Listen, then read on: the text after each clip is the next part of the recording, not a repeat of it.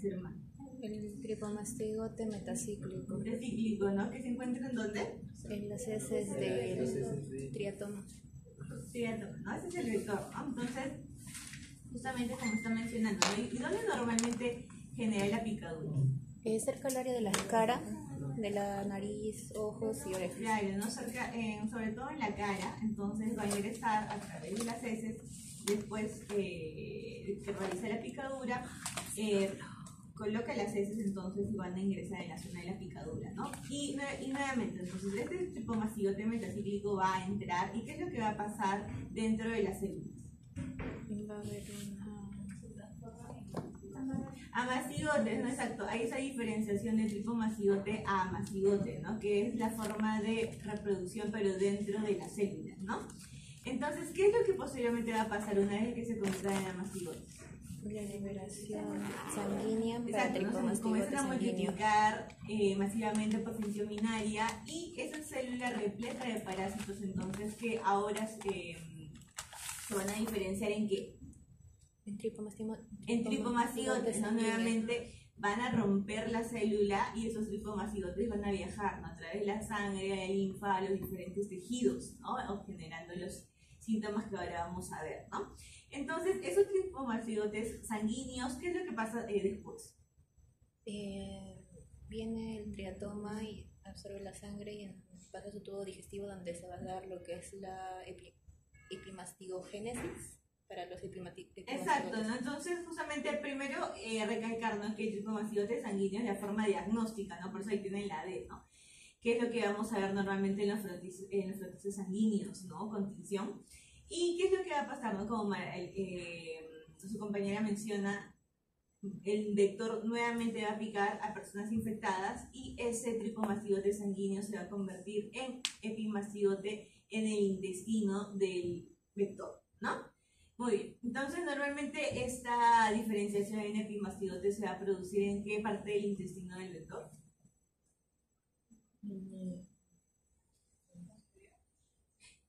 Y primero, o sea, la parte de tripomastigote a epimastigote va a ser en el intestino medio. Y nuevamente cuando se convierta ese epimastigote en tripomastigote metacíclico, esto va a suceder en el intestino posterior, ¿ok? Del vector. Y ya cuando tengamos entonces el tripomastigote metacíclico, acá justamente, ¿no? Como mencioné la imagen, Hindgat es intestino posterior, ese es lo que el estadio infeccioso que nuevamente va a ingresar a ese ser humano, ¿no? Entonces, tengan en cuenta todo ese ciclo. Muy bien, entonces el estadio infeccioso ya tenemos tripomastigote metacíclico y en el caso del estadio diagnóstico es el tripomastigote sanguíneo, ¿no? Bueno. Perfecto, entonces, ¿qué es lo que va a pasar en el caso de manifestaciones clínicas? La mayoría son asintomáticos, la mayoría genera infección aguda. ¿Qué es lo que han podido leer hasta ahora? Van a haber dos fases, la fase aguda y la fase crónica. No, claro, muy bien. Fase aguda y fase crónica, pero antes de esto, ¿la mayoría de pacientes desarrolla síntomas? ¿O la mayoría son asintomáticos? La mayoría son asintomáticos, no exacto, ¿no? Aproximadamente solamente el 5% va a ser sintomático y va a entrar a lo que establecemos como fase aguda, ¿no? Y justamente en la imagen ustedes pueden ver, ¿no? Que el tiempo de incubación es de 1 a 2 semanas, ¿no? Y esto puede ser bastante variable dependiendo de la forma de transmisión, ¿no? Porque ¿cuántas formas de transmisión hay en el caso de la enfermedad de Chagas? Uno, tenemos lo que acabamos de comentar, ¿no? El ingreso de las heces por la picadura del triatoma, ¿no? Otra forma de transmisión. Muy bien, transfusión de sangre, trasplantes, ¿qué más? Madre e hijo, no hay una forma congénita también, ¿no? Entonces, justamente en esta forma de transfusión o trasplante, el periodo de incubación puede ser hasta muchas más semanas, ¿no? Ok, entonces tenemos la fase aguda, ¿no? ¿Y por qué va a ser caracterizada la fase aguda?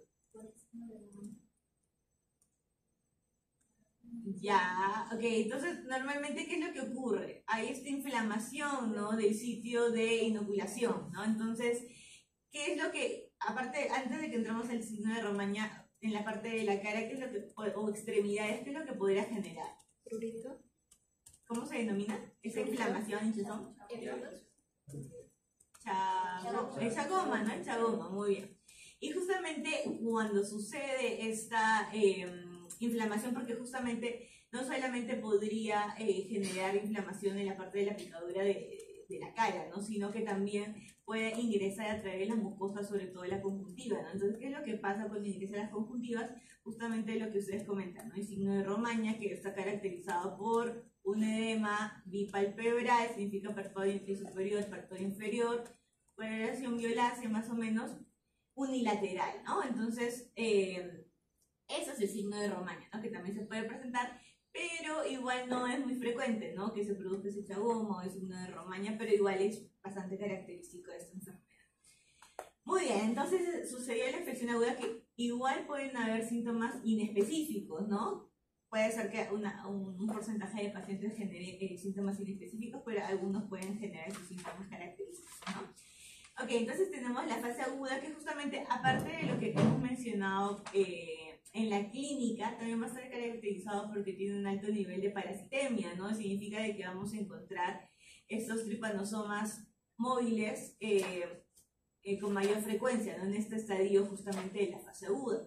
Entonces, ahora que vamos a comentar los exámenes diagnósticos, justamente acá donde podemos hacer, ¿no? El frotis sanguíneo, podemos hacer cultivo, podemos hacer PCR, porque como hay tanta cantidad de parásitos, es más probable, hay mayor sensibilidad en estos casos, en estos exámenes diagnósticos, ¿ok? Pero ¿qué es lo que va a pasar dentro de estos 90 días? ¿No? De pasar esos 90 días, el nivel de parasitemia va a bajar. Aún el paciente haya recibido tratamiento o no haya recibido tratamiento, el nivel de parasitemia va a bajar, ¿ok? Entonces, ¿qué es lo que pasa después de aproximadamente, ¿no? Ya más de aproximadamente 4 o 8 semanas? ¿Qué es lo que puede ocurrir? El paciente puede entrar en fase crónica, ¿no? Que es esta fase donde hay una multiplicación de los amastigotes, pero muchísimo más lenta, ¿ok? Entonces, y la fase crónica justamente tiene dos tipos de manifestaciones, ¿no? Una forma indeterminada y una forma determinada, ¿no? ¿Han podido leer cuál es la diferencia entre ambos? John, ¿cuál es la diferencia entre forma indeterminada y forma determinada en la fase crónica de la enfermedad de Chagas?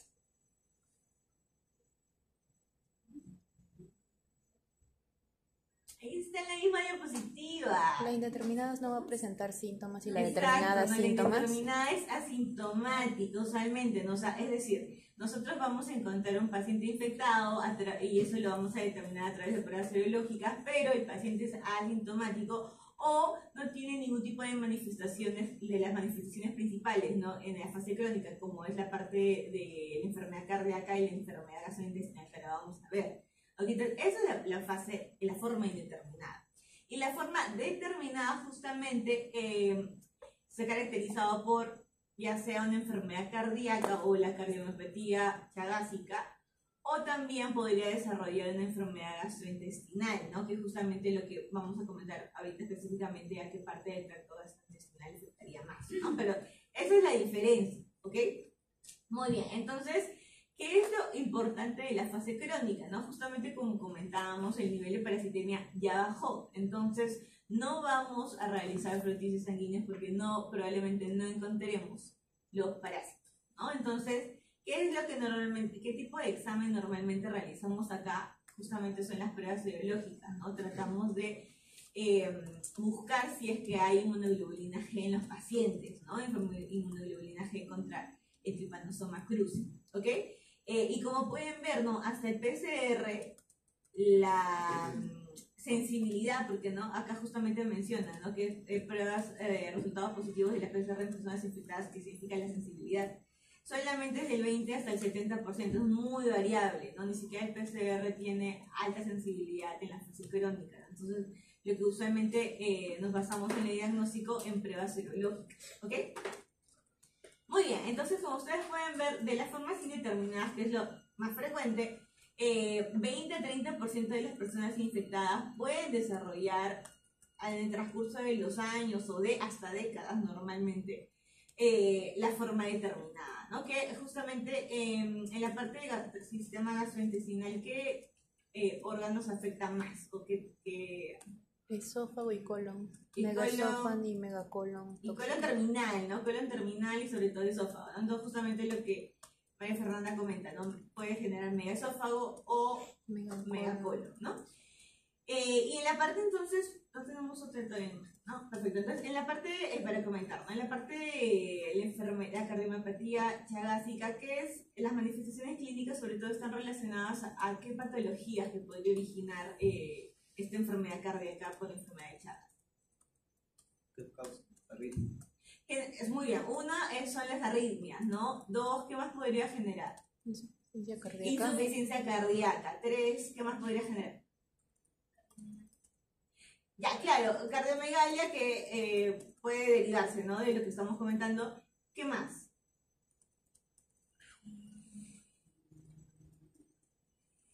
Y me falta una más, que justamente está relacionada a que podría generar nuestros accidentes cerebrovasculares, ¿no? Por eso ven ahí la parte de stroke, ¿no? En la parte de manifestaciones clínicas.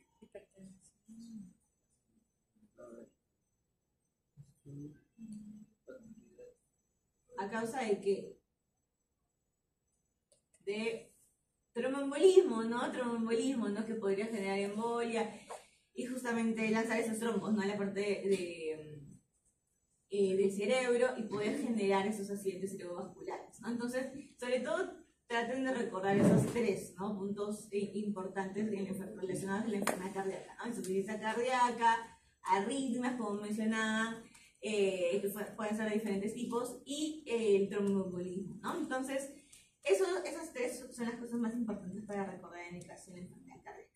Ok, y pasando a la parte de la enfermedad gastrointestinal, hablamos del megaesófago y el megacolon, ¿no? Pero, ¿cuál es la causa fisiopatológica, ¿no? De estos trastornos?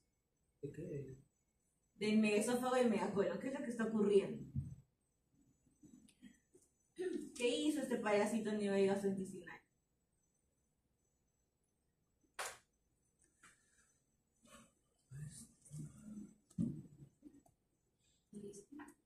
¿Cómo?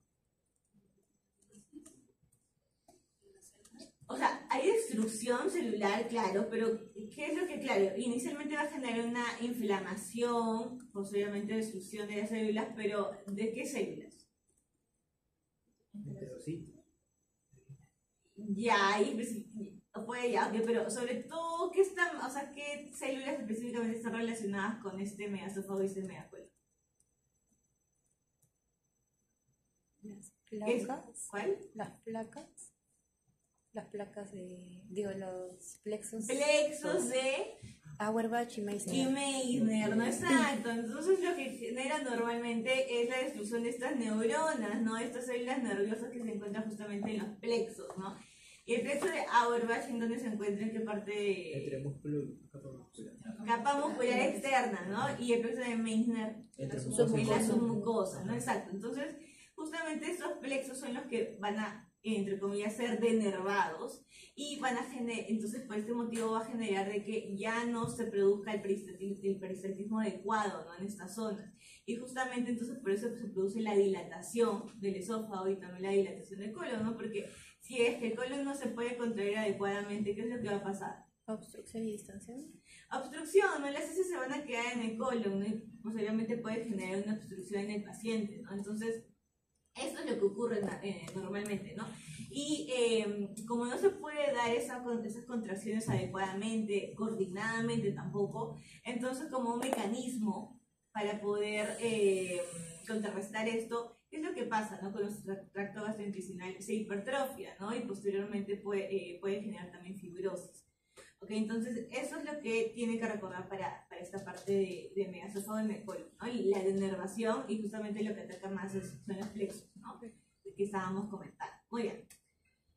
Entonces, este algoritmo sobre todo es para la fase crónica, ¿no? De lo que mencionábamos. Entonces, para el diagnóstico en sí ya de la fase crónica necesitamos, como les estaba comentando, la sensibilidad no va a ser la adecuada para ningún tipo de los exámenes diagnósticos que hemos comentado. Entonces, para poder aumentar, por así decirlo, la precisión de esos exámenes, para poder establecer un diagnóstico de la fase crónica necesitamos 2 pruebas serológicas diferentes que sean positivas para Trypanosoma cruzi, ¿ok? Entonces, por ese motivo, la segunda, lo que pueden ver en el algoritmo, ¿no? caso sospechoso de infección crónica por Trypanosoma cruzi. Entonces, ¿qué es lo que tienes que realizar? Son 2 pruebas serológicas que pueden ser de diferentes tipos, ¿no? ¿Qué tenemos? Bueno, tenemos por un lado, podemos tener la ELISA, podemos tener la inmunofluorescencia indirecta, podemos tener también la prueba de hemaglutinación. Todos estos exámenes podrían realizarse, ¿no? Entonces, por eso como está colocado acá, se necesitan 2 pruebas serológicas positivas, ¿no? Y tienen que ser diferentes, ¿ok? ELISA y IFA, ¿no? Que es inmunofluorescencia indirecta. Entonces, si la prueba es negativa, pues la infección se excluye, pero si la prueba en realidad es inconclusa, significa que tal vez un examen es positivo y el otro es negativo, entonces se tienen que hacer pruebas adicionales, ¿no? Pruebas de laboratorio más, un poco más sensibles, que en este caso, por ejemplo, podríamos tener el Western blot, ¿ok? Porque ya habíamos comentado, ¿no? Que el PCR en este caso no tiene tanta sensibilidad, ¿ok? Entonces se considera, por ejemplo, el Western blot. Ok, entonces si ya tenemos nuestra prueba positiva, ya tenemos el caso confirmado, entonces lo que sigue en realidad es hacer una evaluación completa del paciente, ¿no? Evaluar sus signos, síntomas, para poder descartar enfermedad cardíaca o enfermedad gastrointestinal, ¿no? Entonces, ¿qué tipo de exámenes auxiliares se le solicita al paciente? ELISA. A ver, Melanie, ¿qué exámenes se pueden solicitar? Exámenes auxiliares se pueden solicitar al paciente para descartar esa enfermedad cardíaca o esta enfermedad gastrointestinal.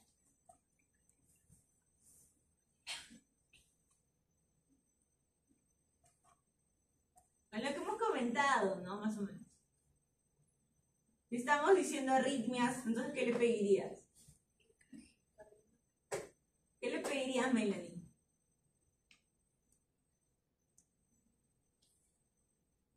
Inicialmente. Un electrocardiograma, ¿no? Muy bien, un electrocardiograma, ¿ok? También, ¿no? Justamente acá se menciona, ¿no? Electrocardiograma, ecocardiografía. También, si quieren ser un poquito más minuciosos, se puede generar un monitoreo Holter de 24 horas para poder verificar esa actividad eléctrica del corazón durante mucho más tiempo. La prueba del esfuerzo, también una resonancia magnética, todo esto para poder descartar una forma cardíaca, ¿no? Y en el caso de la forma gastrointestinal, ¿qué podría solicitarle? Si tiene algún síntoma gastrointestinal, entonces, ¿qué exámenes les podría solicitar para poder descartar? Megasófago o megacolon. Y ahí está colocado. Y ustedes ya han hecho el informe también.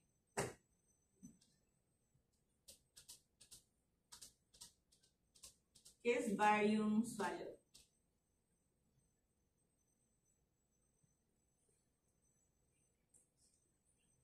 Traduzcan.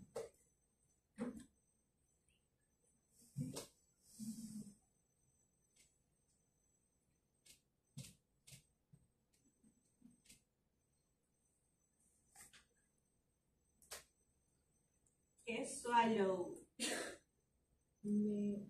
De pasar, o sea, tragar algo así. Deglución, ¿no? Muy bien. Entonces la prueba es de deglución de bario, ¿no? Y la prueba de enema de bario, ¿no? Entonces justamente la prueba de deglución de bario sería para descartar ¿qué? El megasófago.